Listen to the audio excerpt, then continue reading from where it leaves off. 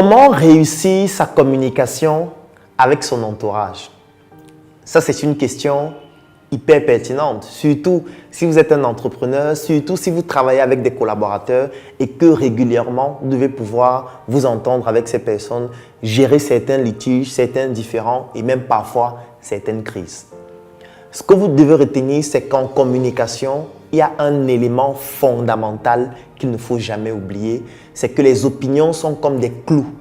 Et si vous allez contre une opinion, vous renforcez cette opinion-là et vous radicalisez les personnes qui avaient cette opinion.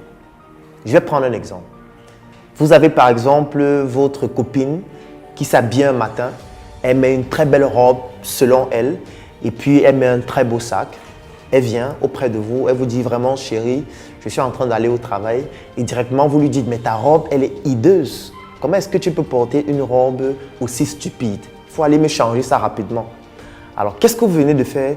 Vous venez d'aller contre son opinion parce que son opinion c'est d'avoir choisi de porter cette robe, choisi de porter ce sac, choisi de porter cette paire de talons et vous venez d'aller contre son opinion en lui faisant comprendre que c'est votre opinion qui est beaucoup plus importante que son opinion à elle. Et qu'est-ce que ça entraîne? Ça entraîne des frustrations et dans des cas beaucoup plus graves, ça peut entraîner des crises ou ça peut la pousser à se radicaliser, ce qui n'est pas pertinent. Pour bien communiquer avec son entourage, il faut écouter son entourage. Pas écouter pour contredire, mais écouter pour comprendre. Comprendre pour pouvoir apporter des solutions spécifiques et pertinentes. Et c'est la raison pour laquelle il y a donc une technique que vous devez utiliser qui est celle de savoir 1.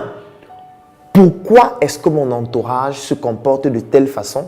Et pour cela, il y a 3 éléments fondamentaux que j'aime toujours préciser, c'est-à-dire comprendre le patrimoine génétique de chacun, analyser l'environnement dans lequel chacun a grandi et surtout, quelles sont les connaissances dont ces personnes ont bénéficié. Parce que parfois, vous êtes dans votre entreprise, vous vous rendez compte que vous avez un collaborateur qui ne travaille plus comme avant, qui n'est plus performant comme il était, qui n'a plus la même passion. Mais en réalité, communiquer, c'est aussi écouter. Parce que la communication, elle est verbale, elle est écrite et elle est non-verbale aussi à plus de 80%. Donc, il est important d'écouter de manière écrite, d'écouter de manière verbale, d'écouter de manière non-verbale pour mieux comprendre les spécificités de votre entourage.